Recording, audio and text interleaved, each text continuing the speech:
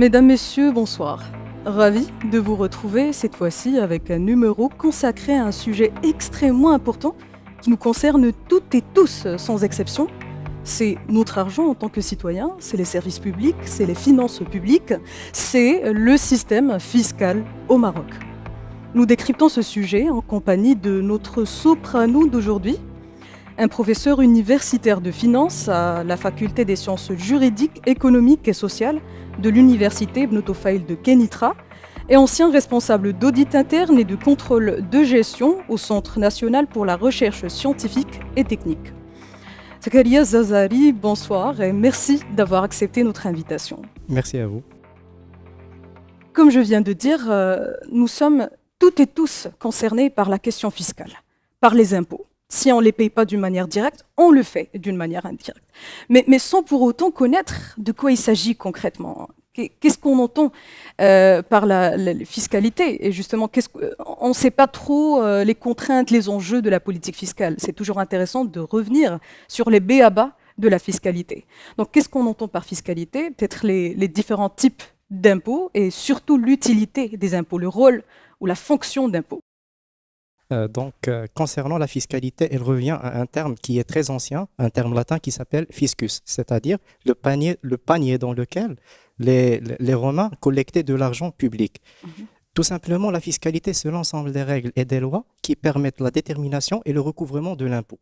Cet impôt à lui-même, qu'est-ce qu'on entend par un impôt? C'est l'ensemble des prélèvements de caractère obligatoire à titre définitif et sans contrepartie, qui est recouvré par voie d'autorité, c'est-à-dire l'État, elle prélève de l'impôt obligatoirement et par voie même de contrainte, c'est-à-dire si ne vous payez pas de l'impôt, elle peut vous poursuivre.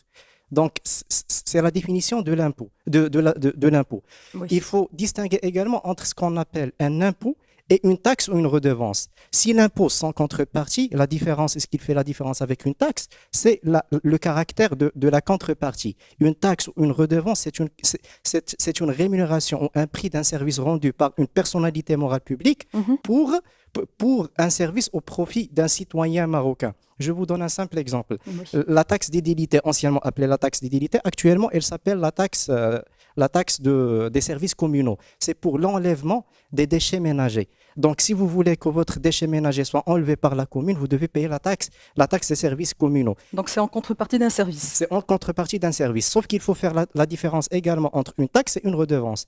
La taxe, c'est une rémunération d'un service. Par contre, la redevance, c'est un prix d'un service. Sans qu'il y ait, bien sûr, une corrélation positive avec le prix et le coût du service public. C'est-à-dire, l'État, elle peut facturer avec un prix supérieur comme un prix inférieur. Si c'est un prix supérieur, c'est pour financer ses charges. Si c'est avec un prix inférieur, c'est ce qu'on appelle une subvention indirecte pour les services publics. Également, il faut parler de la fonction de l'impôt. Pourquoi je paye de l'impôt? Je paye de l'impôt pour trois fonctions principales. La première fonction, c'est la fonction de financement. C'est-à-dire, si je suis un État, je dois financer mes charges publiques, mes charges de l'école, mes charges de la sécurité, de la défense, de la santé, etc. Par contre, il y a également la dimension économique. La première dimension économique, c'est ce qu'on appelle l'affectation des ressources. C'est-à-dire, l'État doit prendre déjà, il faut supposer que les ressources y sont déjà redistribuées entre le secteur public d'une façon équitable et que l'État n'intervient pas pour perturber cet équilibre. Donc, la fonction de répartition, si l'État voit par exemple qu'il y a un problème quelque part, il va faire des impôts sélectifs. Ces impôts sélectifs, ils vont permettre de refaire l'équilibre. Deuxièmement, c'est la fonction de stabilisation. De stabilisation de quoi? De stabilisation des prix. Si l'État voit par exemple qu'il y a une inflation ou une surconsommation, elle va imposer de nouveaux impôts pour réduire l'inflation et réduire la consommation. Si elle voit par exemple que la consommation est très faible, elle doit bien sûr diminuer les impôts pour favoriser la consommation et favoriser la croissance. Cependant, il faut également distinguer entre un impôt réel et un impôt personnel. Un impôt réel, c'est un impôt qui taxe ou qui impose une opération, un capital, n'importe quoi. Par contre, un impôt personnel, c'est un impôt qui s'adapte à un individu. Chaque individu, on doit adapter cet impôt selon ses spécificités. Également, il faut distinguer entre un impôt direct et un impôt indirect. Oui. Un impôt direct, c'est un impôt qui touche des revenus. Un impôt indirect, c'est un impôt qui touche l'emploi de ces revenus. Le seul exemple, c'est la TVA, la taxe sur la valeur ajoutée. Bien qu'il s'appelle une TVA, mais la réalité, c'est un impôt parce qu'il n'y a aucune contrepartie contre la TVA. C'est juste un abus de langue. Vous avez très bien fait de mentionner ces nuances entre déjà redevances et taxes et impôts, parce que si on revient par exemple au langage courant ou au dialecte, on emploie le mot dariba pour dire tout ça en fait, pour dire redevance, taxes, impôts. Mais il faut également distinguer entre la TVA, l'impôt sur le revenu, et l'impôt sur les sociétés. La TVA, c'est un impôt qui touche la consommation. Quoi que vous consommez ou quoi que vous achetez dans un magasin, vous payez un TVA là-dedans, même pour les produits de première nécessité. Par contre, l'impôt sur le revenu, c'est un impôt qui regroupe 5 revenus catégoriels. C'est-à-dire, il y a l'impôt salarial, l'impôt agricole, l'impôt foncier, les revenus fonciers et l'impôt des capitaux mobiliers. Les capitaux mobiliers, c'est-à-dire soit les obligations, soit les actions. Et en plus, il y a l'IS, l'impôt sur les sociétés. C'est-à-dire, quand une société fait un bénéfice, elle doit payer un impôt. C'est ce qu'on appelle un impôt sur les sociétés. Donc, c'est les principales composantes c'est un peu les principaux impôts qu'on trouve au Maroc. Au Maroc. Très bien. Des impôts directs et un impôt indirect, il y a la TVA. D'accord. Et donc, on a parlé aussi des fonctions de l'impôt. Oui. Donc, vous avez parlé des fonctions économiques, peut-être politico-sociales ou sociopolitiques. Effectivement, les fonctions économiques, politiques et sociales, il y a la fonction de répartition, c'est-à-dire l'impôt est supposé répartir le fardeau fiscal selon la capacité contributive de chaque individu. Par contre, la dimension politique de l'impôt, c'est-à-dire c'est une image et un reflet de ce qui se passe entre les différents lobbies qui existent dans un pays. Je vous donne l'exemple, par exemple la CGM, les syndicats, le gouvernement, etc. C'est la dimension politique. Si je vois le système fiscal, je sais exactement qui est très fort dans ce système. Donc, c'est la dimension politique et sociale de l'impôt. Et en parlant justement de cette fonction sociale, il y a vraiment cette connotation ou carrément cette définition de l'État qui doit prendre d'une main et redistribuer de l'autre main. Et donc, ça me fait rebondir sur un point important. Par exemple, nous, en tant que citoyens, quand on parle d'impôts, quand on veut nous plaindre, peut-être, on dit que il ne faut qu'augmenter les impôts. Déjà qui le fait et de quoi on parle exactement?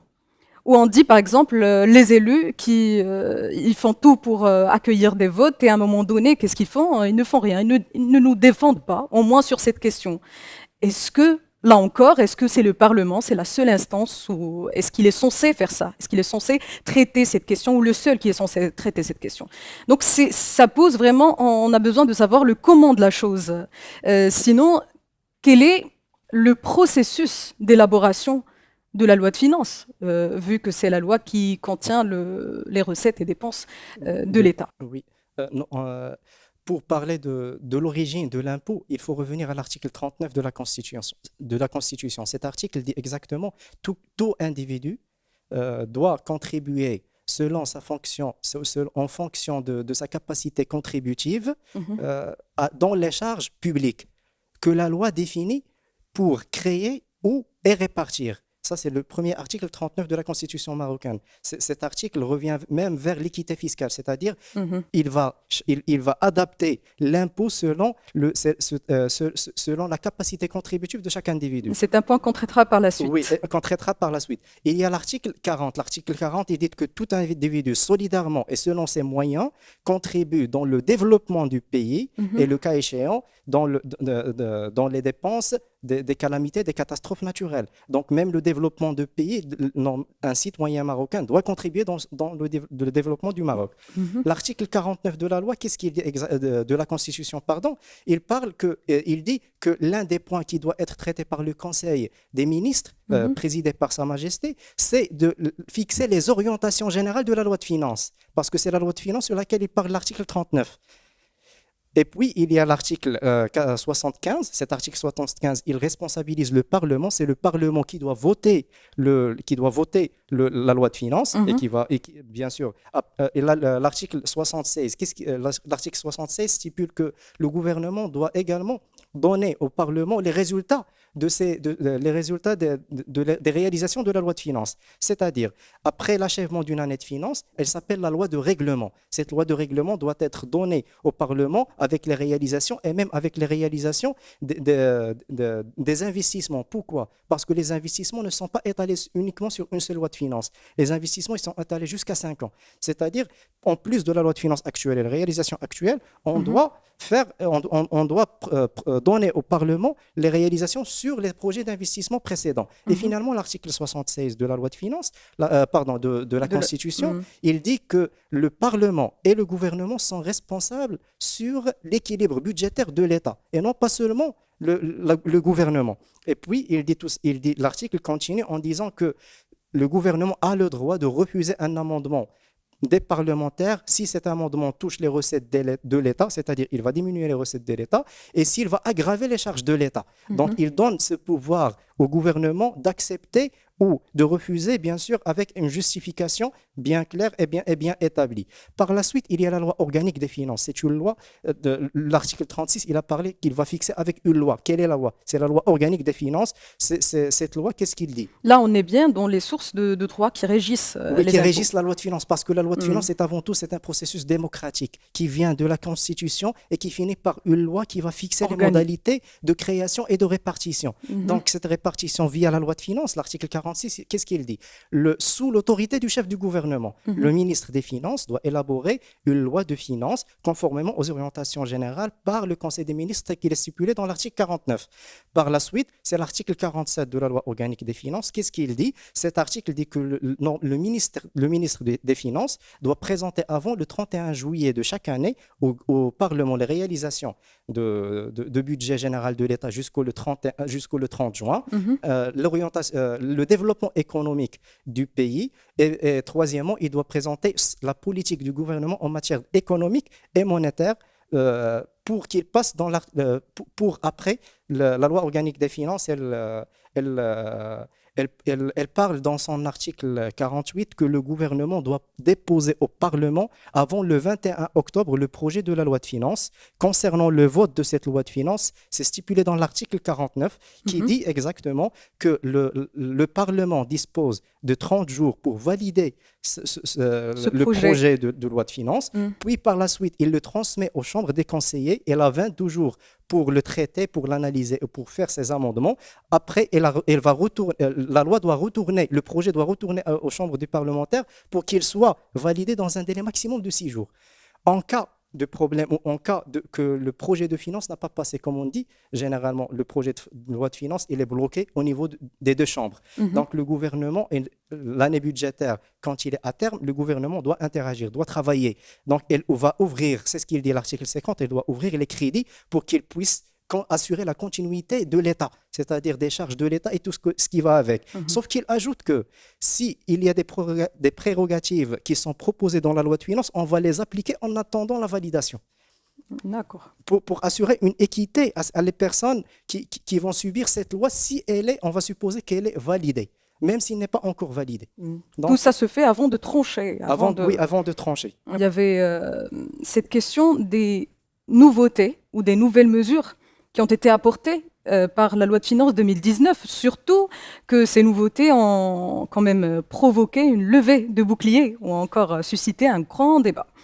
Donc, si vous pouvez parler Des nouveautés. de ces nouveautés. Oui, depuis toujours, la loi de finances suscite un grand débat à l'échelle nationale parce qu'elle concerne à la fois les recettes de l'État et les dépenses de l'État. Donc, tant qu'on va toucher les individus et l'argent des individus, ils vont se manifester. C'est une réaction normale Oui. des personnes. Mhm, Donc, pour parler des nouveautés, je vais commencer par l'impôt sur les sociétés. L'impôt mhm, sur les sociétés, c'est un impôt qui touche les personnes morales, c'est-à-dire les entreprises, comme on dit généralement. Ces entreprises, auparavant, étaient soumises à un taux mhm. soumises à un taux de 30%, puis des taux préférentiels. Avec la loi de finances de 2018, on a commencé à faire un impôt progressif, c'est-à-dire tant que vous gagnez plus, vous payez plus. D'accord. ils ont créé trois tranches. Donc, une tranche normale de 31%, ils ont ajouté 1%, et deux tranches intermédiaires. La première inférieure à 300 000 dirhams qui paye 10%, et une autre qui paye 20% si vous atteignez les 1 million de dirhams. Cependant, dans cette année, parmi les nouveautés de la loi de finances, c'est qu'ils ont rabaissé ce taux à 17,5%. Mais normalement, un impôt sur les sociétés est supposé être un taux unique pour tout le monde, parce que c'est une personnalité morale. C'est pas une personne physique qu'on va récupérer de l'argent d'après leur capacité contributive. Normalement, vous travaillez, vous devez payer un seul taux. Pourquoi? Parce que si aujourd'hui j'ai une entreprise, qu'est-ce que je vais faire pour l'évasion fiscale? Et c'est pas l'optimisation fiscale. Il faut faire la différence entre évasion fiscale et l'optimisation fiscale. L'évasion fiscale, c'est-à-dire je vais contourner la loi. L'optimisation C'est la fiscale, fraude?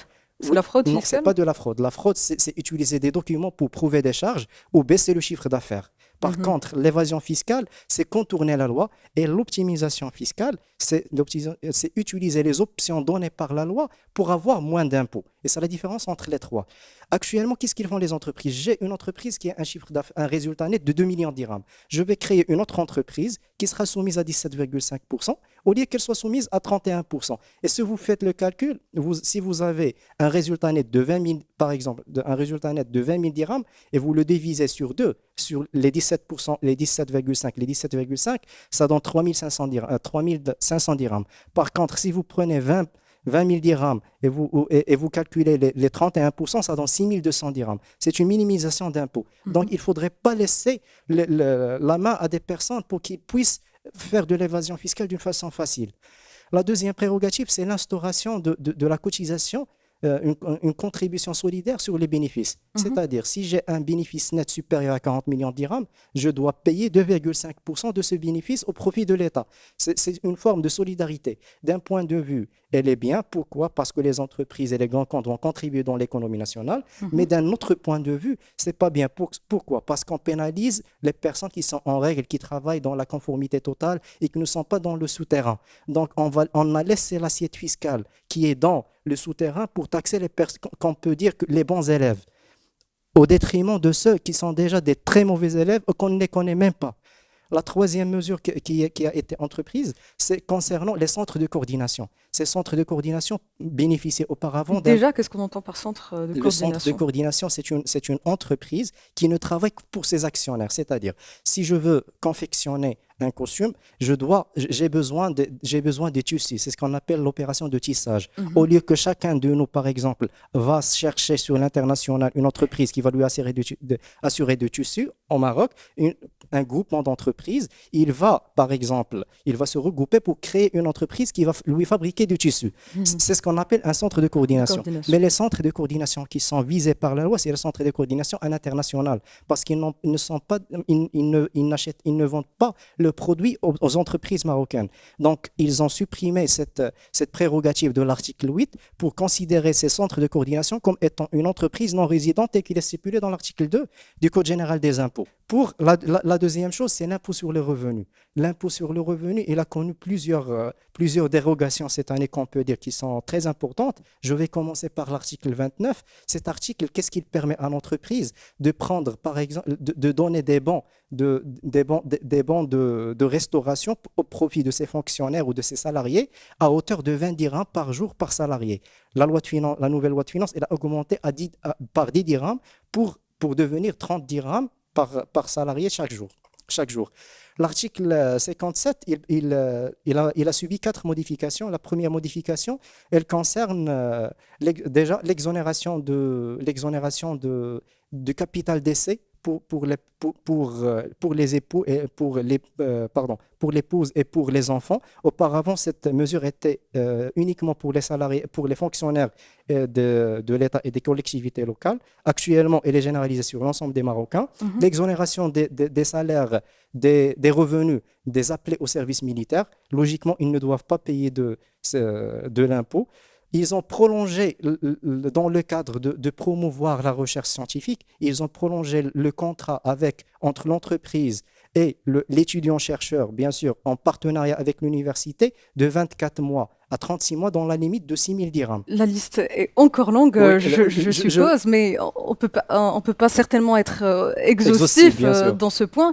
Mais si vous pouvez juste ajouter quelques petits exemples, oui, pour D'accord, conclure par un point. d'accord, je vais parler surtout parce que une nouvelle mesure, c'est que ils ont imposé les revenus, ils ont imposé les profits fonciers. C'est-à-dire, si vous avez un domicile occupé à titre d'habitation principale, la valeur de la vente, le prix de vente dépasse les 4 millions de dirhams, vous Mhm. devez payer 3% de la cotisation minimale. Contrairement auparavant, vous étiez exonéré à 100%. C'est-à-dire, vous ne payez rien.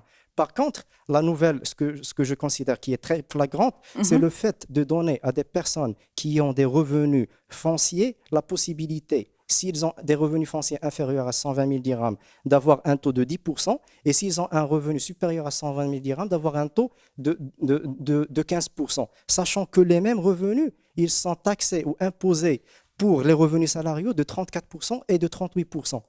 C'est vraiment, c'est flagrant.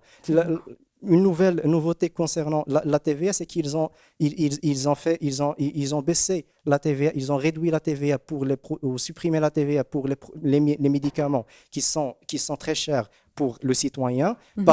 Qui Parmi traite eux, oui, il la y a méningite, la par méningite, exemple? par exemple. Oui, ils ont Oui. supprimé la TVA pour la méningite, la TVA interne, parce qu'il existe deux TVA. Une TVA qu'on paye sur pardon, sur la quittance de la douane et la Mhm. TVA qu'on paye en interne. C'est une TVA sur TVA. Déjà, c'est flagrant. Et il y a une autre mesure qui est très importante, c'est la territorialité des droits d'enregistrement. Oui. Auparavant, il n'y avait pas la territorialité de ces droits. Je vais m'expliquer davantage. Si vous avez fait un acte en France et le bien immobilier au Maroc, Mhm. vous payez généralement les droits d'enregistrement en France parce que l'acte est en France, mais le bien c'est marocain. Donc, on a fixé la territorialité pour que ce bien soit imposé au Maroc. Et même si le bien en France et je suis résident fiscal marocain et vous êtes résidente fiscale marocaine, on va payer pour le Maroc. Bien sûr, dans le respect des conventions de la non-double imposition conclue avec les différents États. Peut-être un dernier exemple. La dernière chose, c'est qu'ils ont fait ce qu'on appelle l'échange entre les administrations et les établissements publics. À Mhm. titre d'exemple, si vous déclarez aux impôts que vous avez une charge salariale de 100 000 dirhams, on doit trouver cette charge salariale auprès de la CNSS. La Mhm. même charge salariale pour qu'on puisse faire le lien. C'est une bonne chose vers un système de fiscalité moderne, mais qui reste toujours limité. C'est la raison pour laquelle ils ont voulu faire une facturation électronique. C'est pour pouvoir déterminer Mhm. où se trouvent les revenus. Très bien. Donc, on fait un saut vers la sociologie fiscale. C'est ce rapport ou ce lien entre impôt, État, citoyen. C'est la question qui ressort, qui émerge, la question de tous les temps, euh, la question d'équité et de justice fiscale. Et j'en profite pour parler des assises fiscales qui auront lieu prochainement, le 3 et 4 mai, et qui auront comme objet une réforme entamée, une réforme équitable, fiscale équitable au Maroc. Question, selon vous, comment on peut assurer une justice fiscale au Maroc? Quelles sont vos préconisations pour une réforme fiscale équitable au Maroc? Ou pour peut-être paraphraser, les recommandations, comme on avait parlé, les recommandations sont là, mais comment on peut identifier et comment on peut euh, enlever les freins qui entravent ces recommandations? Il faudrait instaurer déjà l'impôt sur la fortune.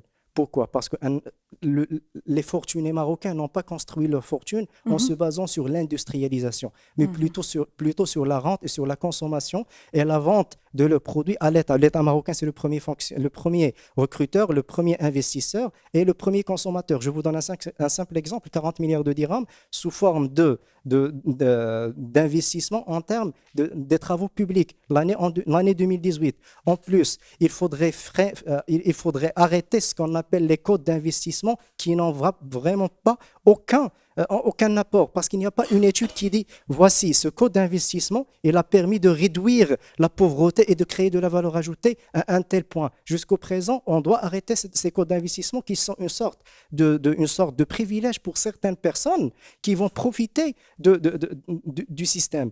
Également, il faudrait parler de l'impôt sur la fortune immobilière. Plusieurs personnes, ils achètent de l'immobilier juste pour le stocker. Comme solution, il faudrait leur imposer ce type d'immobilier pour que soit ils vont conserver l'immobilier, soit ils vont le vendre sur le marché. En plus, il faudrait vraiment élargir les tranches entre l'impôt sur le revenu. Pourquoi? Ce qui est supposé dans la théorie, c'est d'avoir un impôt sur le revenu progressif. Mais la réalité, c'est régressif. Plus on gagne plus on paie moins. Et c'est pas équitable. Un autre point, il faut éviter les impôts cédulaires. Je viens de citer dans les nouveautés de la loi de finances, les 15% pour le secteur pour les revenus immobiliers, les revenus fonciers, sachant que le même, il paie 34%, 38%. C'est une inégalité. Comment je vais me sentir un bon citoyen si un autre qui est soumis avec moi dans la même catégorie de revenus et qui paie moins que moi? Donc, c'est une question avant tout, c'est une question de confiance entre l'État. D'ailleurs, les assises nationales de la fiscalité, ils l'ont dit dans le deuxième point, il faudrait instaurer un climat de confiance. Et puis, un climat pour arriver de confiance pour arriver à l'équité. Il faudrait également revoir au niveau du Parlement, au niveau du législateur. Par exemple, pourquoi pas publier les amendements de chaque parlementaire. Et j'aimerais conclure avec un point qui est très important, c'est la question de rendre la fraude fiscale comme étant un délit pénal. Actuellement, l'article 196, qu'est-ce qu'il dit? Normalement, il y a l'emprisonnement entre 1 mois et 3 mois. Et c'est vraiment insuffisant, sachant que pour arriver à ce stade, il faudrait une commission qui sera nommée par le ministre des Finances et en plus présidée par un magistrat. Et cette commission n'a jamais eu lieu.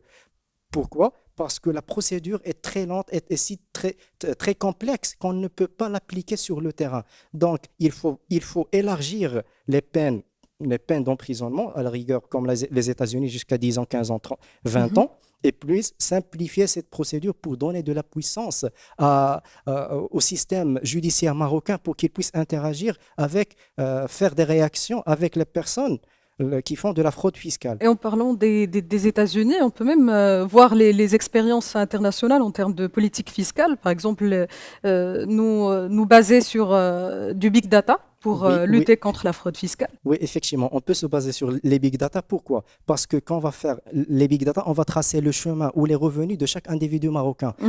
Quel est le nombre des entreprises qu'elle détient? Quel est le nombre des obligations qu'elle détient? Quel est le nombre des actions qu'elle détient?